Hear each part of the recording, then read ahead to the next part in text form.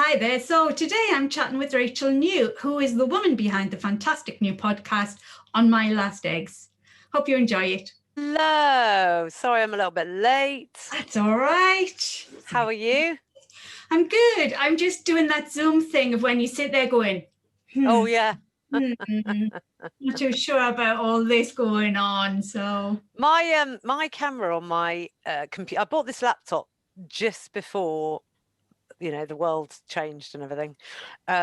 And so I had, I do quite a lot of audio editing and stuff. So I just wanted a laptop that was fast processing, good storage, blah, blah, blah. I didn't even think about it having a camera or what that camera might be like or whatever, but it's not a very good camera.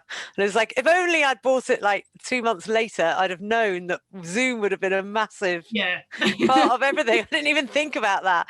And everyone else, I just think it's just not very good resolution, not very good quality, not very good resolution. It doesn't really matter because it's not like I use the videos or anything, but I'm like, who knew this was going to be a really big part of our lives? I'd like Vaseline over my camera. I think that's what I need. Just give myself a perfect soft focus. Yeah. And that's it. So thank you so much for doing this. That's all right. It's nice to be the one not asking the questions. I come with a completely blank head. Dip in. So tell me about your podcast. Explain it to me.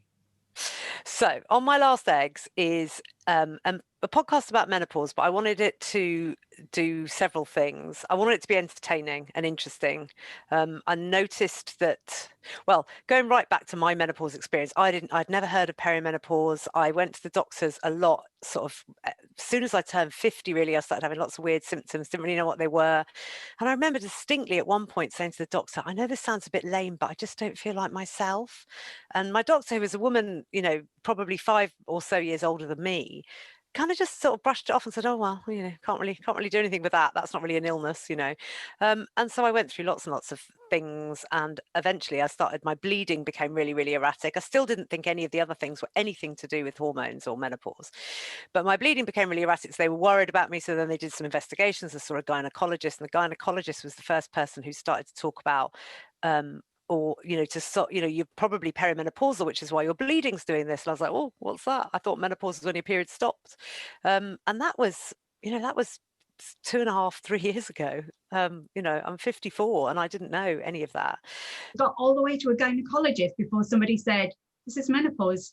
Yes, my doctor had talked, because I talked to my doctor about soreness during sex, and my doctor had said, as women get older, she never said menopause or perimenopause, but she said, as women get older, we often find that they need some lubrication because they get sore. But she never said this could be the beginning, or these changes could get worse, or while you're here, there may be other things that happen. And I was also getting lots of UTIs, and I was endless courses of antibiotics. And I just found that if I didn't have sex, then I didn't get UTIs. So my sex life was suffering. So yeah, all the way to a gynecologist before someone actually spoke about estrogen. And my doctor had mentioned estrogen earlier and said, but you're still having periods, so you don't need estrogen. I can't give you estrogen till your period stops, she actually said.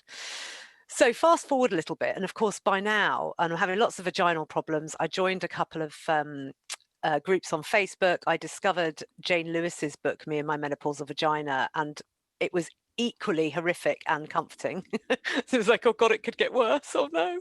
But also I was like, oh, this is the thing. This is part of something, And then I started just looking at what was out there about menopause. And because I'm a radio presenter by trade, and because I deal in audio and people's stories, I listened to a few menopause podcasts, and I thought a lot of them are really interesting fact-wise, but they're not really engaging me as a menopausal woman. They're not really making me feel, they're making me feel a bit medicalized.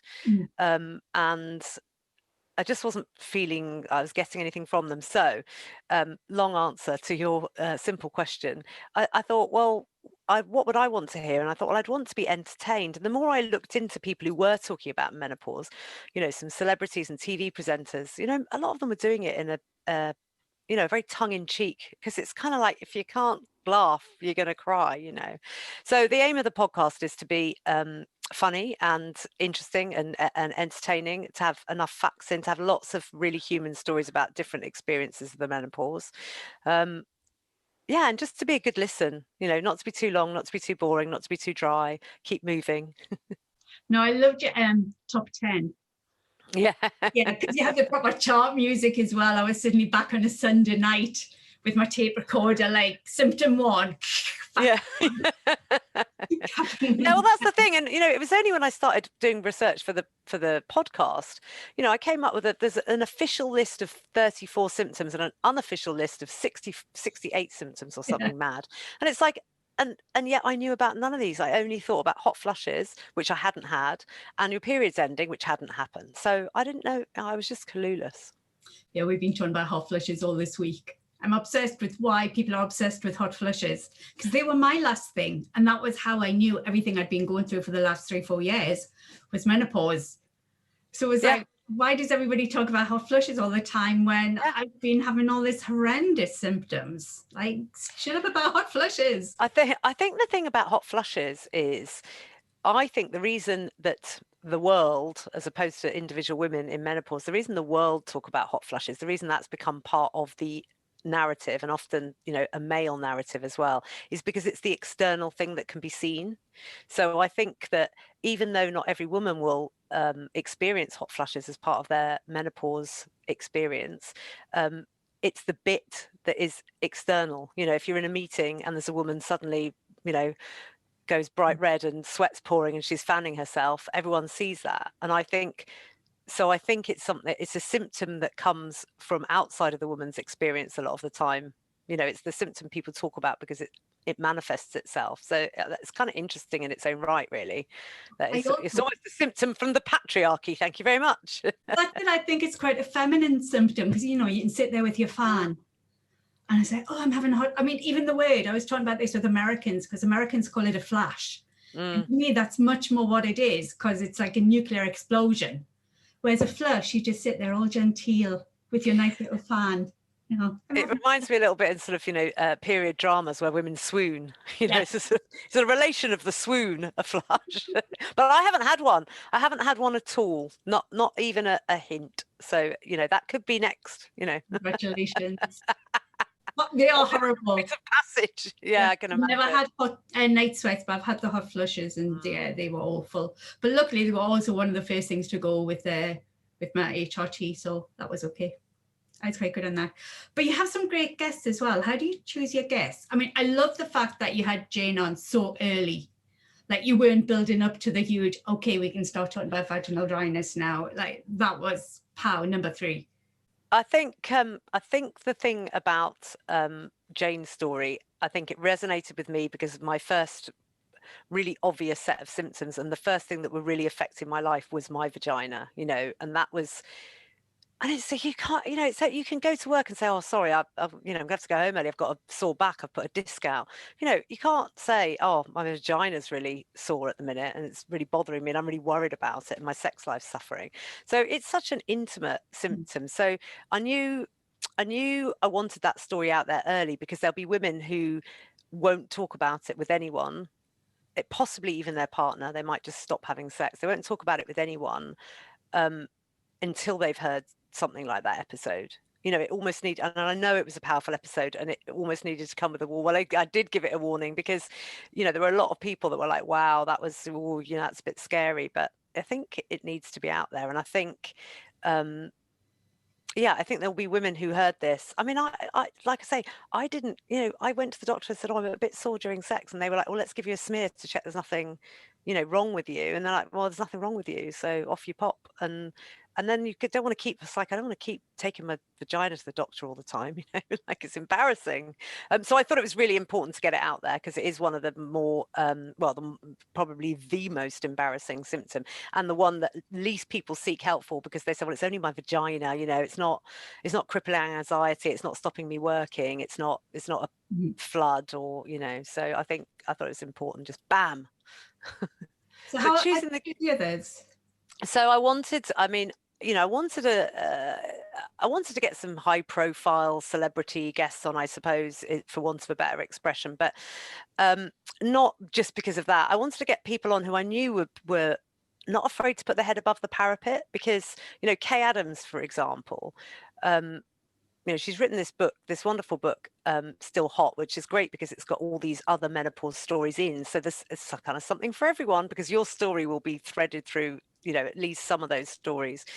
But also, and I spoke to her about this on the podcast, when your work is to do live TV and live radio, where you have to be on your game and you have to be thinking, it's really brave to say, I've been affected by this. I'm depressed. I'm anxious. I don't function as well. My brain isn't functioning as well as it was. I forget things really easily. And I think they're really, again, really important voices to have on there. So it's like, oh my God, if Kay Adams is struggling at work, maybe I can go to my manager and say, I'm having menopausal symptoms and can I have some support, possibly. So I wanted that. And then, Julie Graham, I got her on because she'd done this amazing series, Done Breeding, which is just a piece of writing genius, and so well performed and so smartly delivered. And honestly, I mean, they're only 10 minutes long, so nice and short episodes. I've watched that like 3 times, and every time I just love it. I think it's brilliantly written, and I think everyone could enjoy it regardless of whether you're menopausal. But if you are menopausal, it's like relaxing back into a warm bath after a hard day and going, this is okay, I'm in my comfort zone now, so a good mix of, I've got still episodes to come with, I suppose some more normal stories, but I wanted to cover a wide range, because menopause is so many things to so many people who've never had kids, and then menopause, even if they chose not to have children, the closing of that door, when suddenly it's like, sorry, your ovaries are empty, it's all over, that's a really important story to tell. So yeah, I hope to kind of cover lots of human stories and issues. How much is it? Because when I write 50 cents, my focus is very much on trying to keep it quite light, even though sometimes I write about some of the really dark stuff that happens with menopause with me. I do try to make it entertaining and fun, because like you said, if we don't laugh, we'll cry. How much is it in your mind? Don't scare the viewers, the listeners even. Don't scare them. How much is that on your mind? Oh, it's a really interesting point, because me and my producer, Emma Newman, who is amazing, she is an award-winning radio producer, and I wouldn't want to be doing this with anybody else. I feel like I'm massively in safe hands with her. She's a really skilled crafter of audio and story gatherer, and we talk a lot about the kind of balance between it being fun and funny and tackling some really serious stuff. And those are 2 ends of a pole, so of course it's really difficult to get a balance. What you don't want to do is sort of just sit somewhere in the middle and not really reach either of those things, but we try and have a kind of overarching tone. I hope that even when we're dealing with something really serious, I hope we deliver a tone of, but this is going to be okay, that there is help, there is light, there are options, and to laugh and to joke about it. And Julie Graham made a really good point. She said, if anyone's going to joke about my menopause, I'm going to be writing the jokes. She said, so often the jokes have been, old battle axe, blah, blah, blah. And so I suppose, although some of the subjects are really serious and you don't want to scare people, I do try and throw a bit of lightness in there. And but it is difficult. It is, an episode like Jane Lewis, where, she was almost suicidal. Her husband was having to hide pills around the house because she was in so much pain, and her life, talking of the things we grieve, all her identity, she had to give up her business, she had to give up her horse riding, everything, never mind not being able to wear pants, so these are really serious things. But, we had a laugh about her non-designer vagina. So hopefully if you can still, again, it's a bit of because there's such a cliche, isn't it? But if the person who's having a really hard time can still laugh about aspects of it, I hope that reassures the people listening. But I've had quite a lot of messages from people saying, I had a message from a woman who said that it had been quite triggering for her listening to the very first episode with gynecologist Amanda Tozer, because the woman who messaged me, she had had a surgical menopause, she'd had a hysterectomy, and she hadn't really sought out any kind of HRT or anything afterwards. She battled on, and she's kind of come to the other side of it now, and she's fine. But she said it was quite triggering hearing Amanda say, you can get help. It's quite simple. If you choose HRT, it's there for you, and these are the things it's really good for. It's good for your bone health, it's good for your heart.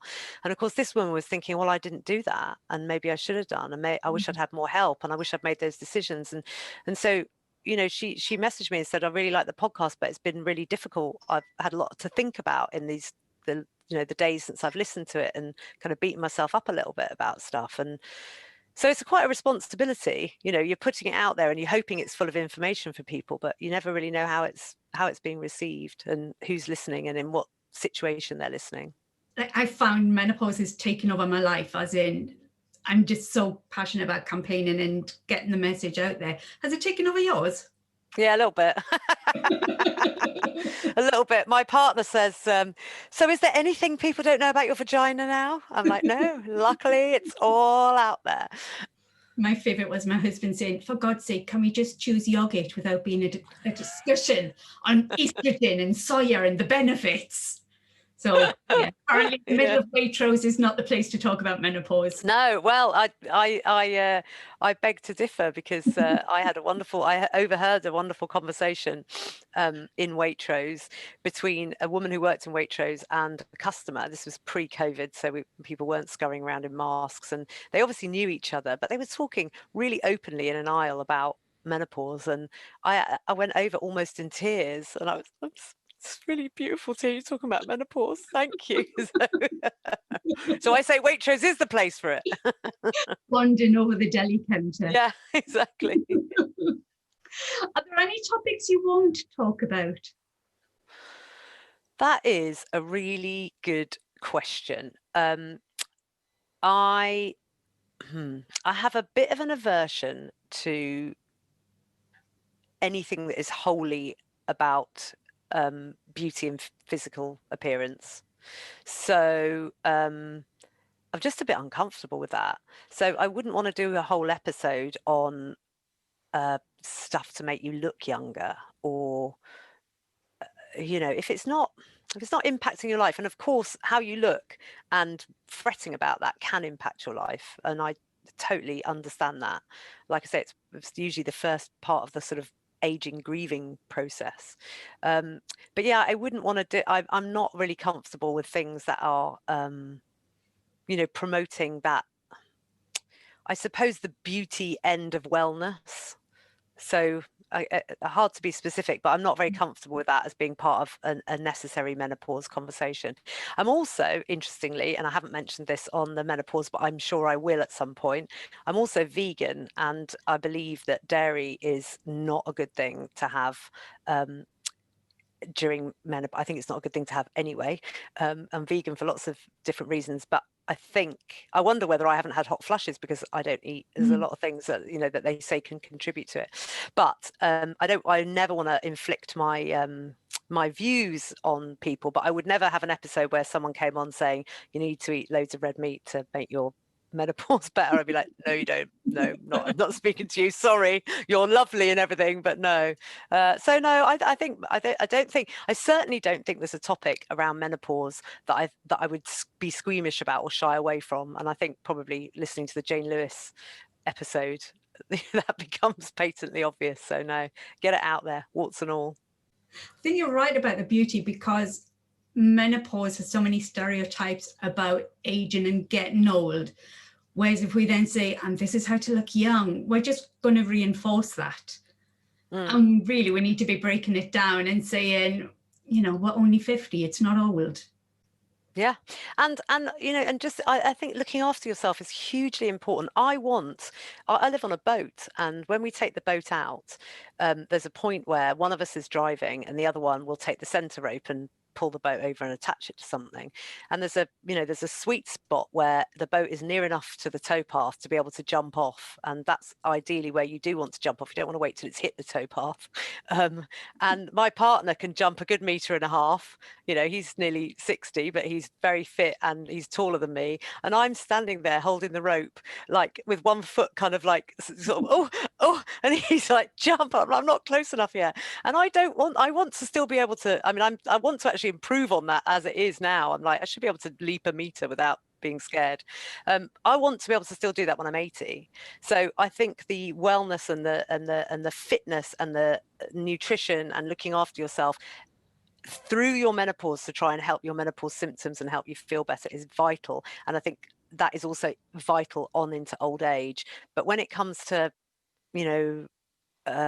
I don't know, I see a lot of stuff on Instagram about, you know, creams and foundations and foundations that make you look younger and more luminous and all the rest of it. And I know that's not necessarily tied to menopause, but yeah, it's just selling a dream that is, you're never going to get your own. It's only going in one way, you know. And I got to a point in my life where I thought I might start lying about my age and saying I'm older, because then people go, oh my God. If I start saying I'm 62, they'll be like, oh my God, what are you doing? You look amazing. But I never understood why someone lies and says they're younger. And then people are just thinking, you don't look 38. I'm pretty sure you're in your 50s. So, you know, I think it's coming anyway. You know, it's coming. Don't try and stay looking younger. You know, yes, look after your bladder. Don't get incontinence if you don't need to, but it doesn't matter if you've got eye bags. If you can still see out of your eyes, it's fine. That's what I really like about Astegs, is that you're not aspirational. You are, let's just live a good life.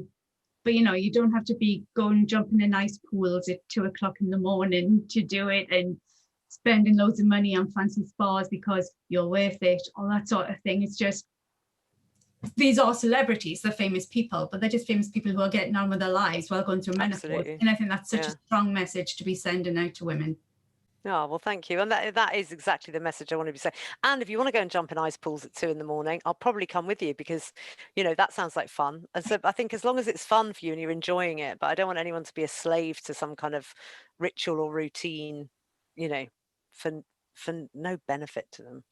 So who else have you got coming up on your podcast? Who should we be looking out for? I have got Amanda Thebe, who is a nutrition and fitness coach. Yeah, she is great. I'm excited to speak to her. I'm a little bit nervous to speak to her because I feel like I might walk away from it having committed to doing endless weights. And as I say, because I live on a boat, we haven't got much space. I can't really get dumbbells, so I might have to be just powerlifting cans of baked beans. But yeah, I've got her coming up on the podcast. I've got Karen Arthur coming up on the podcast, who has done Menopause Whilst Black podcast, and she's great, and she's also a fashion designer, and she makes these amazing clothes for women, you know, so that, you know, it's not just about what you're wearing, it's about how it makes you feel and how you embody the clothes. And so she's great. I can't remember who else I've got coming up because I've got brain fog. So but my big aim is to get a Spice Girl. So, you know, they must be perimenopausal by now, one of them, two of them. I mean, Scary. She's got to be. Scary's got to be having the rage, hasn't she? But yeah, so that's my aim. Is so, you know, if we can put it out in the world, I'd love a Spice Girl on, because I think. So the thing that's really interesting about menopause is, and I touched on this with a couple of guests, is that because we are generally, you know, you said it, a 50-year-old now is not what a 50-year-old is or was when we were 20. You know, when we looked at our mothers at our age, you know, yeah, they were getting on to being old women. We aren't those people. We're much more likely to have a career, a really meaningful career, and we're also much more likely to be at a point in that career, which is a real high point. And maybe we've got 2 or 3 careers going on at once. We've also chosen a lot of the time to have children later because we've pursued that career. So when the menopause hits, or the perimenopause hits, for those women, they often think of themselves still as being 30. You know, they might have 5-year-olds, or, you know, and they're really in a high position in their career. And, you know, we really need to know this is coming, but to be realistic about who the menopause is happening to. It's happening to us, it's happening to people younger than me. And I think for a lot of women who are, say, you know, in their mid-40s now, to get a Spice Girl on would really drive that home. It'd be like, oh, Ginger Spice is perimenopausal, then maybe I am.